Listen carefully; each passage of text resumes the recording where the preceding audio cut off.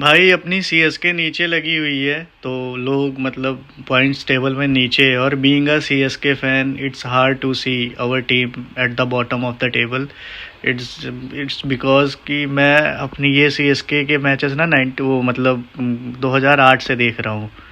तो मैंने वो मैथ्यू हेडन और सारी सारी मैचेस देखे हुए हैं कि जब वो सारे ऊपर से आके ख़त्म कर देते थे, बच्चा हुआ करता था। और अभी मेरा कॉलेज ख़त्म हो गया, जॉब के 1-2 साल हो गए, तो तब से देख रहा हूँ मैं सीएसके को। ऐसी सीएसके हमने कभी नहीं देखी, बट इससे बुरी सीएसके 2024-25 में मतलब 25 में थी। इस साल चांसेस बहुत ज़्यादा है कि हमारी टीम बाउंस बैक करेगी, बट फिर भी 1-2 गेम ख़राब चले गए। लोग बोल रहे हैं कि सीएसके वर्स्ट टीम है, ख़राब टीम है, इस सीएसके का कुछ नहीं हो सकता। ये इसलिए बोल रहे हैं क्योंकि सीएसके की लेगेसी है भाई। सीएसके अच्छा करता हुआ आई है पास्ट में, और उसने रूल किया है आईपीएल को। मतलब वैसे बोलते भी थे, अभी भी इस साल भी वो फ्रेजेस चल रहे हैं ना कि 9 teams fight with each other to meet CSK in final. तो ये लीग ऐसी है, और ये किसी को एक साल में 18 साल में एक बार ट्रॉफी जीतने पे वो नहीं आती। जो मतलब लोग एम एस धोनी को अपने लेजेंड से कंपेयर करते हैं, तो उनको बता दूं एम एस धोनी एक 40-42 साल के हो गए हैं, और उनके लेजेंड की जवानी खा गए हैं कि मतलब प्राइम टाइम में उनके उनके लेजेंड को देखने नहीं दी थी ट्रॉफी। तो ये फ़र्क है तुम्हारे और एम एस धोनी में, तुम्हारे लेजेंड में और एम एस धोनी में। तुम्हारे जो लेजेंड आते हैं वो क्राउड को ऐसे बोलते हैं कि शोर मचाओ, और जब एम एस धोनी आते हैं तो बोलने की ज़रूरत नहीं पड़ती, सबको पता है, इवन अंपायर्स को भी पता है कि क्या चीज़ें होती हैं फिर ग्राउंड पे। अभी हम बात कर लेते हैं क्रिकेट की। हम क्रिकेट के लेंस से देखेंगे, बात करेंगे। बीइंग सीएसके फ़ैन तो मेरा तो मन करेगा ही सीएसके को अच्छा बोलने का, बट मैं लॉजिकल चीज़ें बात करूँगा इस वीडियो में। तो अगर आप भी ट्रू सीएसके फ़ैन हो तो और चाहते हो कि हम साथ में ग्रो करें, तो प्लीज़ इस चैनल को सब्सक्राइब कर लो, क्योंकि मैं मतलब इस सीज़न तो सिर्फ सीएसके के बारे में ही बात करूँगा, इसके बाद सारे मैचेस के बारे में बात करूँगा। तो सीएसके को लोग बोल रहे हैं भाई कि बॉलिंग वीक है। बॉलिंग कहाँ से वीक है भाई? मतलब किसी को रन पड़ गए तो वो बेकार बॉलर है। आपको याद नहीं है 2019 के मैचेस, 2019 के जो वर्ल्ड कप थे, इंग्लैंड ने ओवेन मॉर्गन और उसके साथ जॉस बटलर, इन दोनों ने मिलके ना राशिद खान को 10 ओवर में 110 रन मारे थे। कि मतलब वो किसी भी बॉलर को सबसे ज़्यादा रन पड़े होंगे, वर्ल्ड रिकॉर्ड है। तो राशिद खान बेकार बॉलर है। अगर हम सिर्फ बॉलिंग की बात करें, सबसे पहले हम पेस बॉलर के ले लेते हैं। खलील अहमद, इसकी पेस जो है वो 140-45 फेंक रहा है इस साल भी। पावर प्ले में विराट कोहली को और बाकी लोगों को 50-50 रन करने दिए थे इन्होंने। वो ऊपर से अगर कोहली का कैच पकड़ा होता तो विकेट भी मिल गई होती। तो फिर ये मैट हेनरी जो है, स्विंग के साथ साथ 140-45 की पेस है। अंशुल कंबोज की इंग्लैंड टेस्ट सीरीज में भले पेस नहीं थी, बट इस साल ये भी 135-40 फेंक रहा है। और वहीं मैं आपको बता दूं कॉन्टेक्स्ट के लिए कि जो मैं ख़राब बॉलिंग बोल रहा हूं, पैट कमिंस के बिना हैदराबाद की बॉलिंग सबसे रद्दी बॉलिंग है इस सीज़न की। बट उनकी बैटिंग लोगों को दिख रहा है कि बैटिंग उनकी चल रही है। उनका भी टॉप ऑर्डर नहीं चल रहा है, नीचे से हेनरिक क्लासेन आ रहा है, तो वो 70-80 लगा के चला जा रहा है कि मैच 20 ओवर तक खींच जाए। फिर भी हैदराबाद हार रही है। तो एक मैच जीत गई, बाकी 2 मैच हारे हैं। वो उनको कोई कुछ नहीं बोल रहा, क्रिटिसाइज नहीं कर रहा। उनके पास सबको चांसेस है, क्योंकि सबकी जलती है भाई सीएसके से। सही बात तो ये है।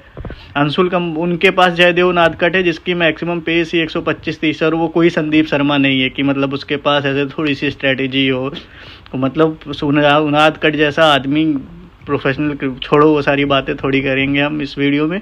बट उनादकट की 125-30 पेस है। उस टीम को लोग बोल रहे हैं कि मतलब बोल रहे हैं कि वो उस टीम के चांसेस है। और सीएसके के पास जो बॉलर्स हैं वो 140-45 फेंक रहे हैं।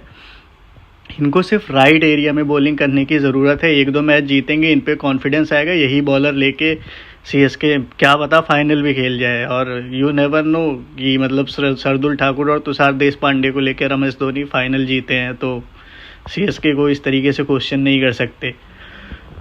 अब बात करते हैं हम इनकी बैटिंग की।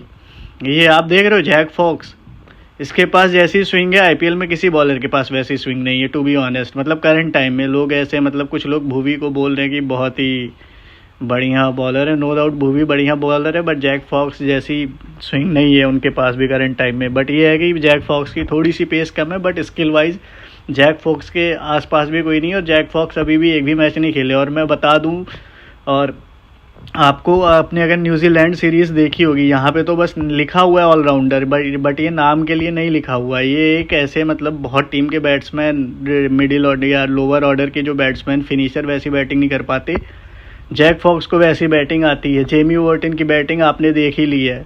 तो कहने का मतलब ये है कि अगर आप इसको यहीं पे अकील हुसैन होगा, ये अकील हुसैन, ये भी ये इसको बॉलर मार्क किया हुआ है, ये स्पिनर बॉलर है बट ये बैटिंग भी कर सकता है। तो इससे मैं आपको ये कहना चाह रहा हूँ, यहीं पे प्रशांत वीर है, मतलब कि ये कहना चाह रहा हूँ कि ये सारे जो प्लेयर्स हैं वो बैटिंग भी कर सकते हैं। तो मेरे कहने का मतलब ये है, अगर मैं डायरेक्टली बोलूँ तो सीएसके की अगर हम बैटिंग के बारे में बात करें तो 10 नंबर 9 नंबर तक की बैटिंग है, जो कि किसी भी टीम के पास नहीं है। और वो उस टीम को आप बेकार बोल रहे हो, ऐसा नहीं है कि ये खाली नाम के बैटर्स हैं। प्रशांत वीर की बैटिंग आपने देखी ही है। मैथ्यू शॉट खेलेगा तो ये ओपनिंग करेगा, और मैथ्यू शॉट खेलेगा तो शायद से जैक फॉक्स की जगह ना बने। और जेमी ओवर्टन का तो आपने देखा ही है, वो 4-5 ओवर और खेलता तो वो मैच शायद से हम जीत भी सकते थे। फिर भी इस टीम को लोग बोल रहे हैं कि ख़राब है। और ये इसकी बात करते हैं हम कि सरफराज खान, उर्विल पटेल और डेवाल्ड ब्रेविस, ये 3 प्लेयर ये मिडिल ऑर्डर बैट्समैन है सीएसके के। सरफराज खान जब भी बैटिंग करने आता है तो ऐसा लगता है कि पावर प्ले ही चल रहा है। और आप मतलब आपको सोच के हैरानी होगी, आप लोगों ने उस नज़रिए से देखा या नहीं देखा कि सरफराज खान जैसा बैट्समैन किसी टीम के पास नहीं है इस सीज़न में। क्योंकि सरफराज खान पावर प्ले के बाद एक ही मैच में पावर प्ले में आया था, आरसीबी वाले में। सीएसके के इस साल के पावर प्ले के हाईएस्ट रन लगा दिए थे उसने, 170-80 रन हो गए थे सीएसके के।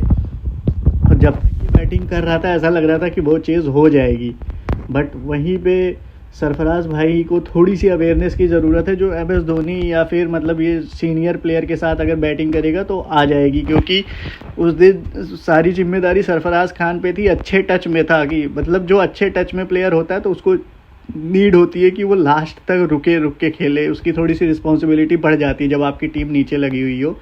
तो सरफराज भाई का भी तो पहला ही सीज़न है, 1 ही 2 मैच खेले हैं, तो वो थोड़ा सा एनर्जी में बूस्ट होके वो मतलब वो चाह रहे थे, लेकिन जो भी बॉल खेल रहे थे वो बाउंड्री में मतलब कब खड़े होके कब रन बना दिए किसी को पता नहीं लगा था। तो ये सरफराज खान है। उसी में डेवाल्ड ब्रेविस आएगा बैटिंग करने से। डेवाल्ड ब्रेविस को मतलब मेरे कुछ बताने की ज़रूरत नहीं है, आपको कुछ सब कुछ पता ही है। उर्विल पटेल का आपने देख ही लिया है। फिर इन्हीं के साथ फिट होंगे शिवम दुबे। ये मिडिल ऑर्डर बैट्समैन है, मिडिल ऑर्डर और लोअर ऑर्डर तक जाते जाते ये हाल है सीएसके की बैटिंग का।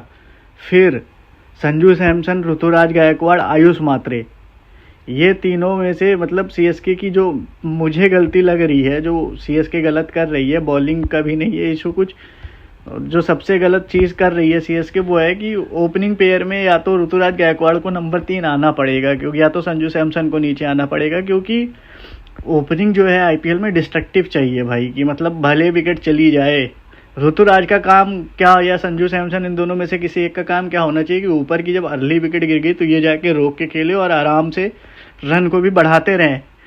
इन दोनों का काम नहीं है कि ये जाके डिस्ट्रक्टिव ओपनिंग दे दे। तो वही है कि इन दोनों के साथ मतलब ऊपर नीचे खेलेंगे, इनके साथ एक डिस्ट्रक्टिव ओपनर चाहिए कि वो खड़ा है जब तक वो रन बनेगा ही। उसी हिसाब से मुझे ऐसा पता नहीं क्यों लग रहा है कि इस साल सरफराज खान या उर्विल पटेल को कहीं ओपनिंग ना करा दे, या फिर मैथ्यू शॉट ओपनिंग करते हुए दिख सकते हैं, आयुष मात्रे दिख सकते हैं। आयुष मात्रे अगर ओपनिंग नहीं कर रहे हैं तो उनकी जगह मेरे हिसाब से नहीं बन रही है भाई प्लेइंग 11 में, वो नहीं फिट इन हो पा रहा है। क्योंकि आयुष मात्रे जैसा प्लेयर ओपनर ही ठीक है, क्योंकि ओपनर आएगा ऊपर से रन करेगा, मैच ख़त्म करके चला जाएगा या अच्छी स्टार्ट दे के चला जाएगा, फिर नीचे के प्लेयर को और चांस मिल जाएगा। बट एक विकेट गिरने के बाद आयुष मात्रे आ रहा है, उसकी गेम ऐसी है कि वो मारेगा वरना चला जाएगा। तो अगर वो आउट हुआ बिना रन किए तो टीम और प्रेशर में हो जाएगी और नीचे कोई रोक के खेलने वाले बचेगा ही नहीं। तो ये लॉजिक है मेरा, आयुष मात्रे को ओपनिंग कराओ या तो फिर नहीं बन रही है, इस साल तो नहीं जगह बन रही है। फिर भी लोग बोल रहे हैं कि सीएसके भाई वीक टीम है। अब आप बताओ कहाँ से वीक टीम है? इनके बॉलर 140-45 फेंकने वाले बॉलर, तुम्हारे पास 125-30 फेंकने वाले बॉलर है कई टीम के पास। वो टीम स्ट्रांग है, वर्ल्ड क्लास स्पिनर है इनके पास, इनसे बढ़िया ऑलराउंडर किसी टीम के पास है ही नहीं। इनके बॉलर जो है वो बाकी टीम के लोगों के ऑलराउंडर की तरह बैटिंग कर रहे हैं। इंडियन कोर मतलब इंडियन प्लेयर जितने स्ट्रांग, मतलब पूरी बैटिंग इनकी इंडियन कोर पे डिपेंडेंट है। तो ऐसी टीम किसके पास है, बस वो क्लिक नहीं कर रहे हैं, प्रॉपर प्लान नहीं है। और प्रॉपर प्लान इसलिए नहीं है क्योंकि इन्होंने अभी एक भी मैच जीता नहीं है, कॉन्फिडेंस आया नहीं है। वो चीज़ें जिस दिन आ गई उस दिन आप